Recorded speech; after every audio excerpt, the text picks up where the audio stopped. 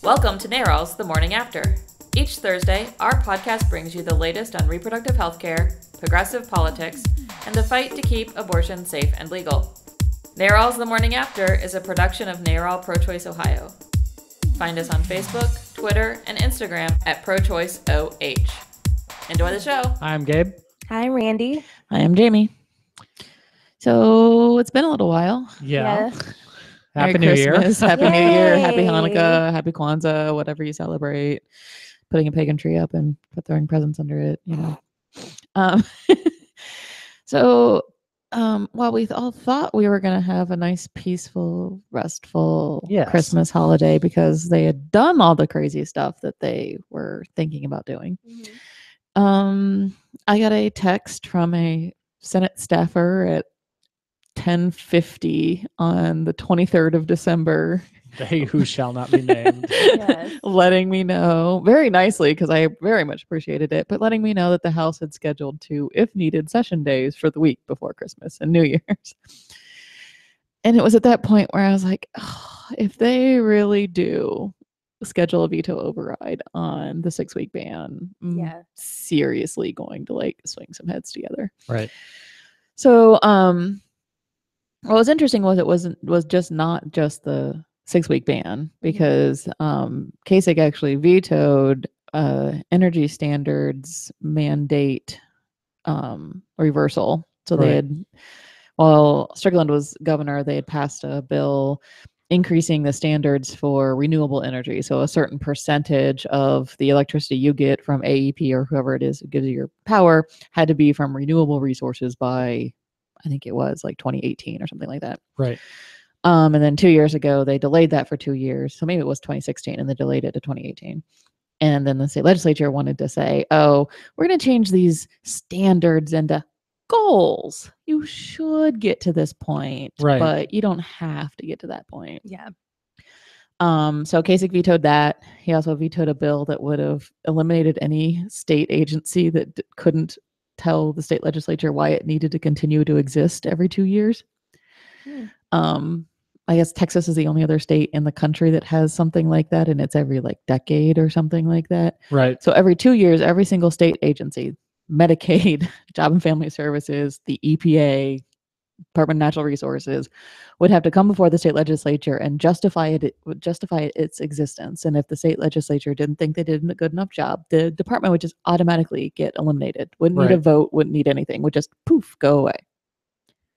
So these were some pretty significant Yes. things. Yeah. I mean, So major Yeah. state energy policy, a threat to state agencies, and the 6-week abortion ban Mhm. that everybody knows is the heartbeat bill. yeah, so all 3 of those he vetoed. And all along I was kind of like, I don't know that they'd come back just for the 6-week ban, but Right.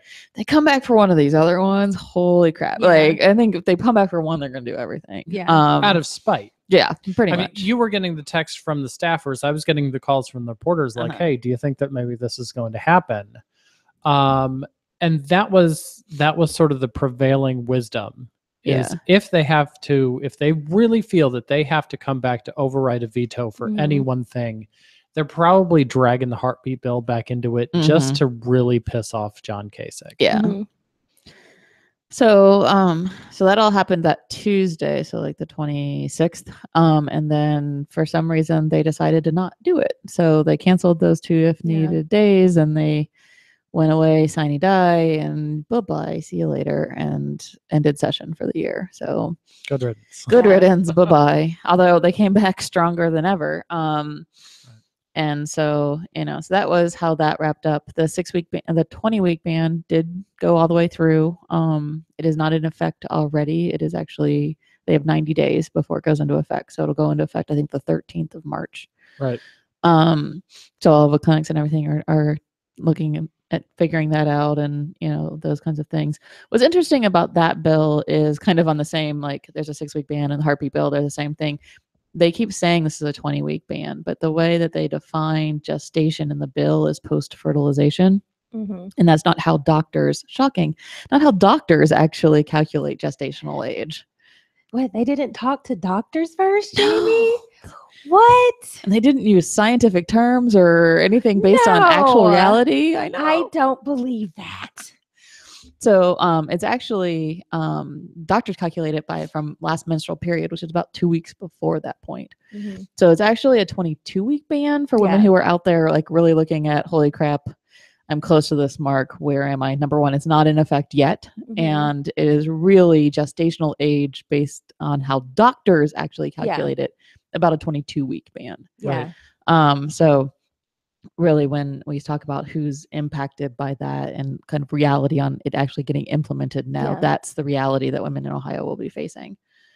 I feel like none of these people ever took a sex education class because they don't realize that just because you have it doesn't mean it's going to get through the fallopian tube, get implanted into the uterus. A lot of stuff has to happen. Like, but of course, they didn't think about any of that stuff because half of them can't even say the word sex, and apparently menstruation is too graphic. Like, what the fuck? But let's legislate all of this stuff. We can't even. We're too embarrassed to even talk about. Yeah. And in addition to what happened in Ohio, that's going to take place 90 days from when the bill was signed. So, mid-March. Since we've come back, the state of Kentucky went into overdrive. And they passed their own 20-week ban. Yes. And put an emergency clause on it, which meant that it went into effect immediately. Yes.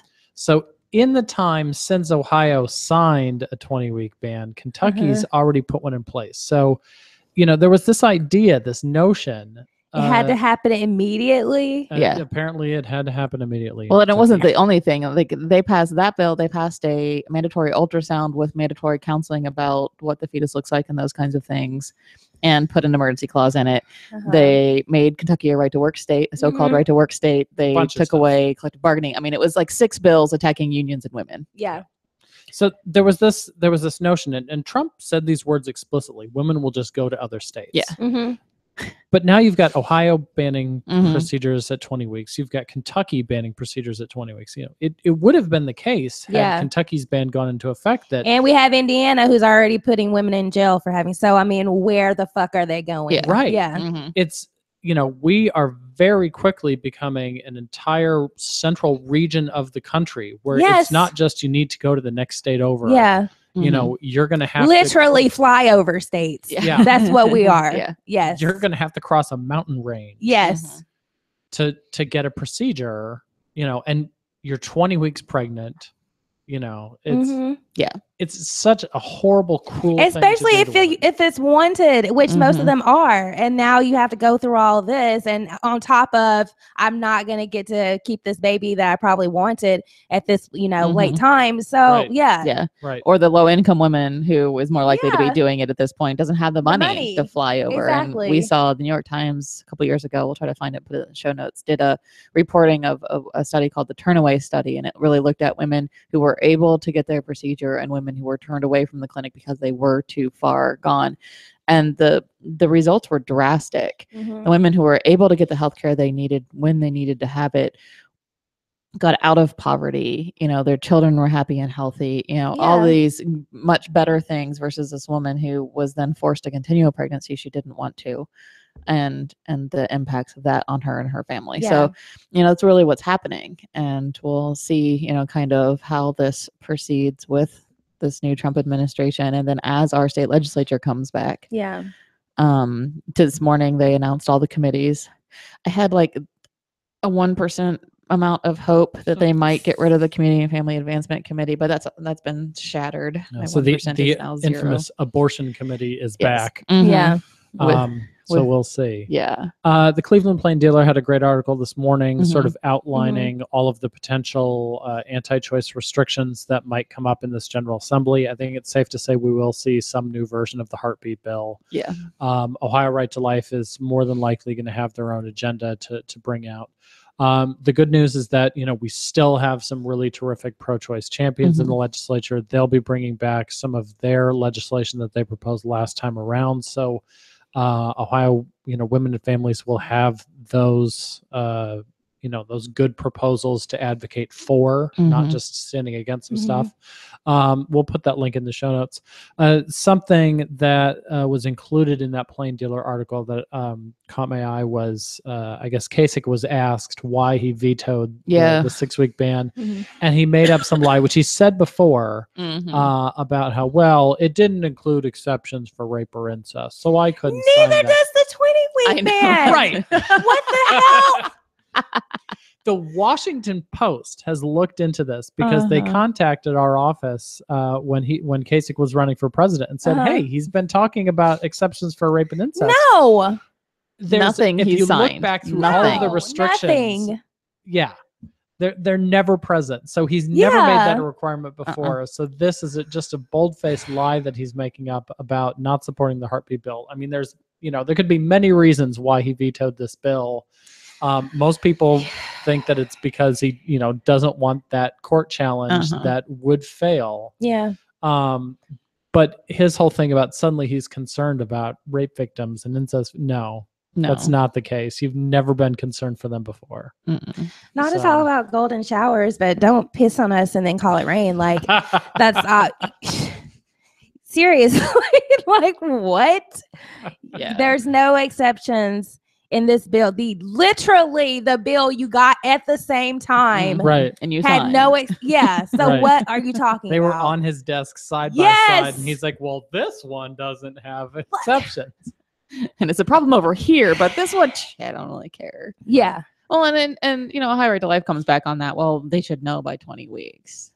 I'm like, no. It's like, do none you of your know? business to decide when. If I've been traumatized, Yeah. I've been literally have one of the worst things could possibly happen to a person, and you're telling me when I need to decide what I'm going to do about it. Maybe I don't even know because I'm not even getting a pregnancy test because I'm just thinking about what happened. Like, what? Yeah. I mean, trauma affects the brain in so many different ways. And stress affects women's cycles in so many different ways. So, the fact that they were just so cavalier with, well, they should just know by then. I'm like, then obviously you don't understand this. No. You don't give a shit. No. And it's not about caring about, obviously, it's not about caring about women. I mean, these people, but I mean, we better get ready because this is just what we're in for, obviously, during this next few fucking 4 years. Well, I think though on kind of setting a bright line on what could be, will be a disaster for the next 2 and 4 years,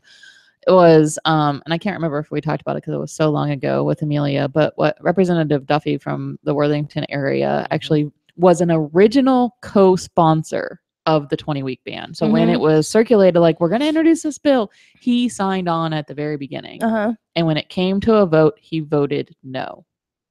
And the reason he did that was because women and families came in and they told their stories. Right. And, so often we feel like people don't hear, and telling stories isn't important and those kinds of things. I mean, the bill did still pass, but we made a huge difference in that one person, and that one person can talk to another person, and that person can talk to another person. And so, really looking at the importance of individual storytelling, especially, with the stories that we brought, because his concern was the fetal anomalies and these families having to continue doomed pregnancies.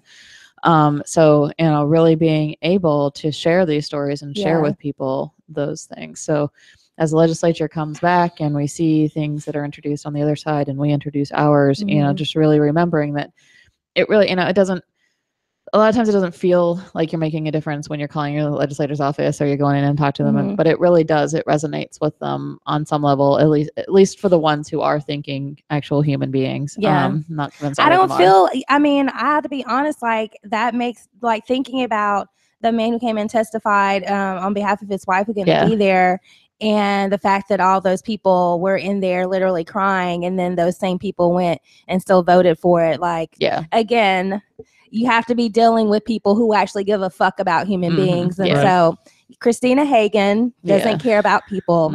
Know that name. Put all these names out here. What's his name? Rep. Antani. There's many more. They're in the Community and Family Advancement Committee, and they don't give a fuck about people. But there are some legislators that, that either do care, Some of them do care about people. Some of them did not come in with this as the main objective of why they want to serve in public office. If we can figure out who those moderates are and talk to them, get them to hear the stories, they're not going to be able to stop a bill once it hits the floor. But if they can stop the bill from getting to the floor, then that's a victory right there. Yeah. So, continuing to tell stories, continuing to be active. One person who told us all to continue being active in politics was the president. Barack Obama gave his farewell address, sat there and watched, and my wife was on the couch beside me, just tears. I'm going to keep playing My President is Black until January 21st. And then I'll still play it after that because he'll still be black in my eyes. Obama will still be my president. What did you think of the farewell address? I liked it. I mean, I thought it was really good. When he was talking about Michelle, and of course she got the standing ovation and talking about how he was just so proud to be like Stasha Malia's dad. And I'm just like, it just makes me really, really happy and feel very proud like that this was our first, Black president. And his family just has so much class and like no scandals, which people were looking. They were looking hard trying to find something on this man and could not find anything. So that just makes me really, really proud. And it also makes me really, really sad because the one we have come in has zero class. Yeah. I mean, really, it's just like complete opposite. And the feeling of somebody who literally, it feels like even if you didn't, support him or vote for him, he was still going to treat you well and listen to you. And this other person has made it already clear from his tweets, like, my enemy, love to my enemies, the people who fought me. Like, you're a fucking child. Like, why? Yeah. I can't. I really can't. Like, but anyway, back to our current president still. I thought it was really great. And I was really happy when he did tell people to organize because, you have to do it. And I'll get on my soapbox for 1 minute. Like, people, and I'm really happy people are wanting to get engaged right now and feeling like, oh my God, like we need to do something. You could have done something prior to November 8th and you could have made phone calls and got out and canvassed, but a lot of you didn't. And so I'm calling you out. And it's good. I'm glad that you're going to do something now, but you could have done something before to prevent this and you didn't. So I'm just saying. Yeah. Well, and I think the president's call and our call and everyone else's call is not to normalize this. No. Because what's going to happen, and actually Colbert actually did a funny little bit on it last night on his show. What's going to happen is people are going to be all up in arms right now.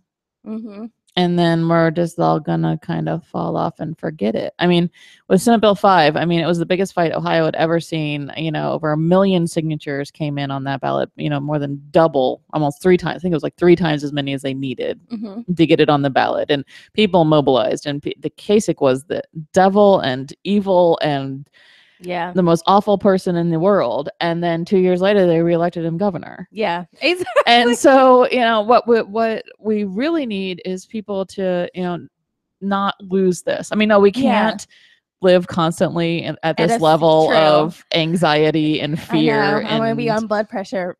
Yeah.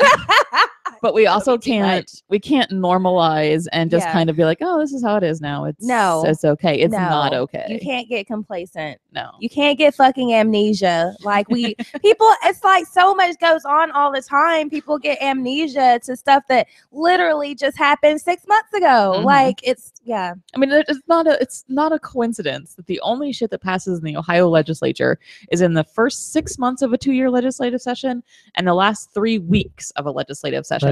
Because it's early enough that you're going to forget about it when you vote for them 2 years later.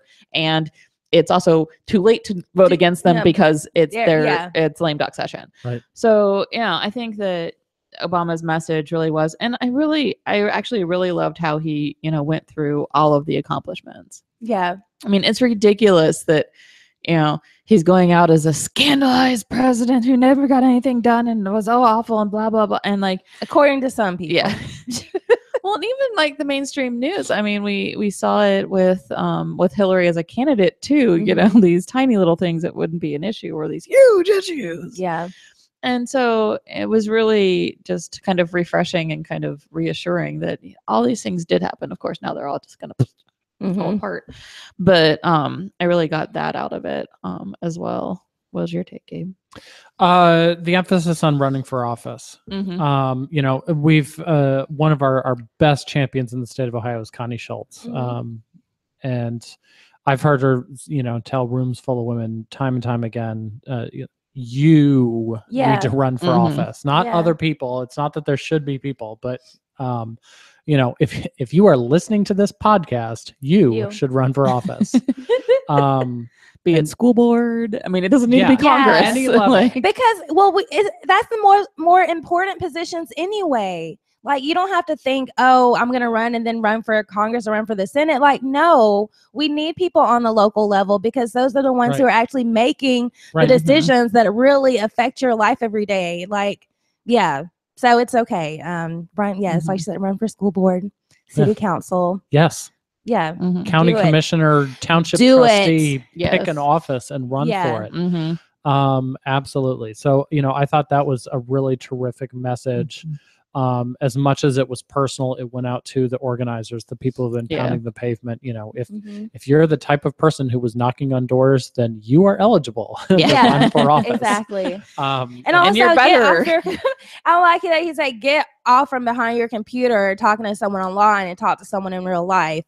If you have the balls, do it. So I thought it was terrific. There was somebody who, you know, there was some people online criticizing how long he spoke and comparing it to previous presidents' farewell address. I'm like, no, you know what? It was like 35-40 minutes. And it's what we wanted. Yeah. You know, I mean, the Obama followers, if you didn't enjoy the speech, then he wasn't talking to you. Yeah. Exactly. You know? And I think the Obama faithful, we wanted, you know, one last nice big speech from the sky. Exactly. Well, and then it was such he ended with, yes, we can. Yeah. Yes, we did. Yes, we will. That was good. Yeah. Well, and I think the worst part about all of it was the stark contrast between what happened that night and then what happened yesterday. Yeah. With Trump's first press conference as president-elect. Like, I really, the whole time, because actually most of the time I was just listening, I wasn't watching. And I can't tell you how many times my brain slipped into Alec Baldwin. Like, I really was like expecting a live from New York. It's Saturday night, at one point in the middle of it, because it's scary. And then my brain just had to keep remembering, no, this isn't a parody. This is actually real life, and holy shit. But I mean, it was so unpresidential. Yeah. I mean, he started it with deriding the press. Yes. And then when CNN tried to answer a question, he like cut them off repeatedly. What he didn't start it with that. He started it by having his press secretary come out. Yeah, I mean, and once he started talking, attack the press. And then Pence came out, and Pence started by attacking the press, and then Trump came out. None of these the first three people to the podium, none of them had prepared remarks to talk about whatever the positive Trump agenda would be. Nothing. We still don't know. You talk about, I'm going to simultaneously repeal and replace with fucking what? You've told us nothing. And the only thing I've heard is health savings account, which is not a plan. That's basically a savings account. Yeah. You can save your own money so you can pay for your health care. And who can pay for his surgery out of pocket? Yeah. Like, that's not a plan. Telling people save your money to go to the doctor, like, I can't with them. These are some of the terrible prospects that we would be facing if they were allowed to dismantle Obamacare. Pay for it yourself. Right. And so I think what yesterday made very clear is that if we continue to put pressure on the Trump administration because of all of these different scandals, and you can definitely read about it in any paper you want. Yeah. There's a new movement of people who are, they've woken up, they're seeing what's going on. Yesterday made it crystal clear. He's attacking the press. He's going after just CNN. Now woke up? Well, apparently. Yes. And there aren't positive proposals being put forward. It's just attack, the Affordable Care How Act, terrible it is. defund Planned Parenthood Yeah. federally. Yeah. And these are the things that we really need to put pressure on. Yeah. And maybe that pressure comes in the form of saying, hey, Rob Portman, you supported Donald Trump, but look at all these horrible things that Donald Trump's done that, border on treason. You need to get off of the Trump agenda. Yes. And focus on renounce the real this people. guy. Focus on America. Yeah. Public. So I think taking, things like these, this press conference and the topics that they were discussing and the topics they were ignoring and putting pressure on that is going to be a key part of defeating the anti-Obamacare, anti-Planned Parenthood, anti-woman, anti-abortion agenda. Yes, exactly. It's crazy. I saw this story that my friend shared about a guy that was posting, because I shared it, saying I guys have seen it too, about a guy who honestly didn't realize that Obamacare and the ACA were the same thing, and he has insurance through the ACA, and he was like, I'm going to keep my insurance through the ACA and Obamacare will be repealed. Like, there's legit people out there that think that. He posted an article like, yay, they're repealing scary. Obamacare. And one of his friends was like, dude, you get your insurance. You get your insurance. And he's like, no, I get it through the ACA. It's totally different. Yeah. Right? I'm like, like being dead serious. Yeah. Like, that is scary. Well, those are the people who want government out of their lives, but they still want their Social Security check. And it's like, you don't understand. That's not how any of this works. No. Right. Well, and I think as long as we can focus on like the crazy shit Trump does and tweeting about Meryl Streep and those kind of things and redirect it at his agenda, it's all good. It's when we get distracted by this bullshit and then let Congress in the middle of the night last night start repealing pieces, putting things in place to repeal the fact that students can, young people can stay on their parents' insurance until they're 26. They started dismantling the no prorating for women piece of the ACA last night in the middle of the night. I mean, they were in until like 4 o'clock in the morning. Pre-existing condition. Yeah. So, it's now being pre-existing condition. Before the ACA, women's health insurance was 3 or 4 times more expensive. Like we had heard about it, but hadn't really noticed the extent of it until we hired a guy to work in our Cleveland office many years ago before the ACA. And his insurance was a fraction of what we were paying for me and my boss. Like, we're like, are you kidding me? Like, I can't remember. Like, we're something like 350, and he was like, 110. Wow. I mean, it was a ridiculous amount different just because you were a woman. Yeah. And so, that was forbidden under the ACA, and they've started dismantling that. They've started dismantling the protections for pre-existing conditions so that, children who are born with birth defects and have a pre-existing condition for the rest of their life could never get insurance for the rest of their life because insurance companies wouldn't insure them. Why is that a good idea? Because Obamacare is evil. But y'all voted for these people. Now, emphasis on y'all, because I sure as hell didn't. But So I mean, they've already started dismantling the ACA. They've already started pulling.